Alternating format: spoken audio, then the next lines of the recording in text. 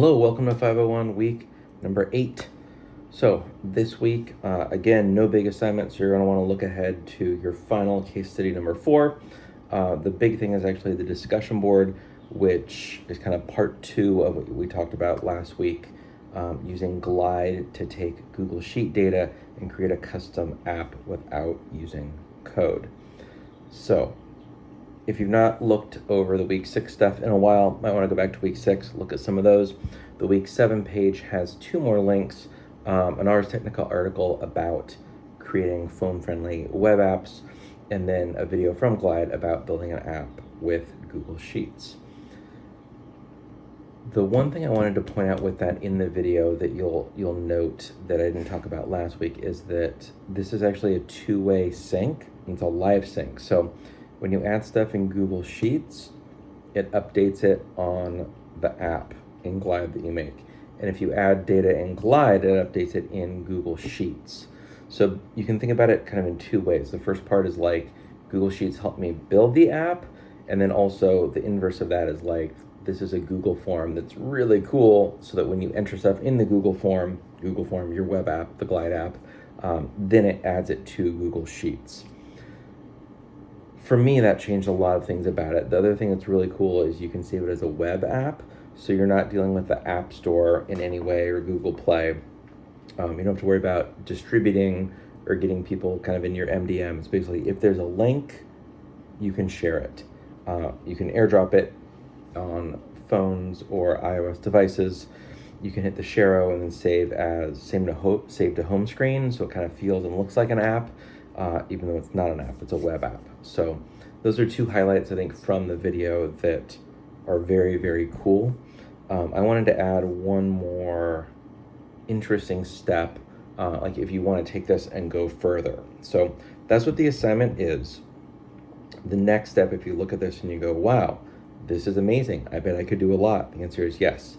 Yes, you can. If you want to start developing Apple apps, I can't speak to Google Play stuff, but the Apple apps, education accounts get Apple developer accounts for free. If you want to eventually sell this and make money, you'll want to use a personal email, but if you use a school email, you can get going with a free developer account, which is typically $100 a year, and you can use things like Codex, which is running from OpenAI, or Claude Code, which is Anthropic's Claude. The other thing that's actually really interesting is I'm going to go on a bit of a tangent and give you a very, very high-level overview because it's definitely outside kind of the scope of this class, but I'm going to tie it back in a really interesting way. So the thing you don't get with Glide that's really useful is Git, G-I-T. You've probably heard of GitHub. The idea of this is versioning. So if you use like Apple's Time Machine, it keeps, you're like, oh no, I deleted my final assignment. If you have backups with Time Capsule, Time Machine can go back, look at your desktop from a month ago, grab the file, copy it, paste it back into today. So the idea of versioning, that you don't have to have like V1, V2, V3, that just as you do it and push to Git, either locally or GitHub on the cloud. There's 2 versions, local and remote, for Git. When you push it, you're saving kind of save points. That's the idea of it. There's something called Git Kraken, like the Kraken, the sea creature. And with Git Kraken, it actually gives you a visual of what your Git history looks like. And they just came out with an update this week that actually has agents inside of it. So you get like a view of what all your different kind of versions are, your different kind of Git branches and tags and stuff. You get a terminal, which is where you can write commands, and you can actually do a new agent session and multiple ones. And so this works with Claude Code and Codex, which is OpenAI and ChatGPT. And you can just basically tell it what you want to do with the files. So with this, you need to create an Xcode file. So Xcode is Mac OS. It's free. You download that, create a new file. You basically say like, hey, Git Kraken or Codex or Claude Code. Here's where my folder is. It's called a directory, not a folder, because you got to be whatever.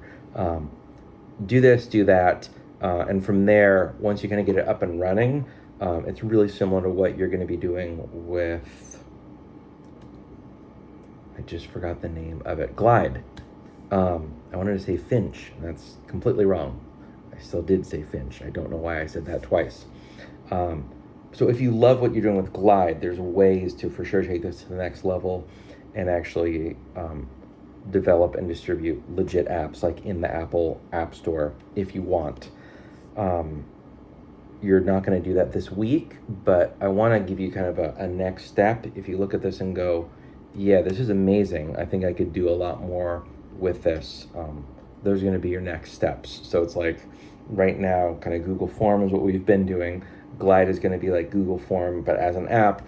And then beyond this, if you love this, then it's going to be either GitKraken or Codex or Claude Code for making and actually developing and distributing legit apps.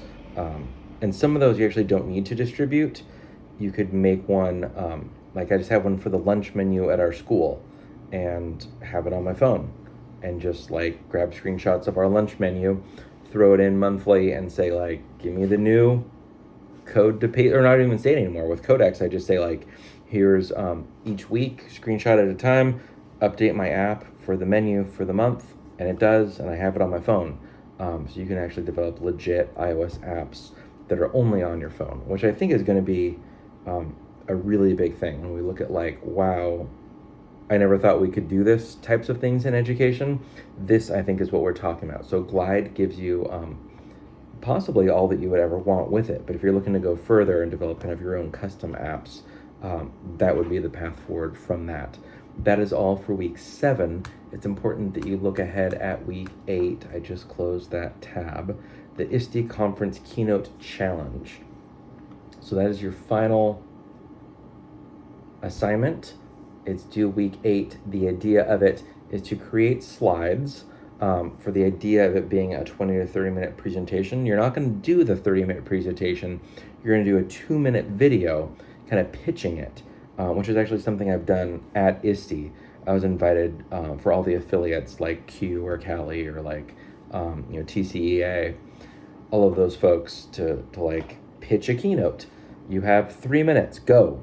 So this is actually a thing that ISTE actually used to do. I don't think they still do it, but the idea of it is kind of a movie trailer or a teaser for what you would talk about if you had 20 minutes on the main stage.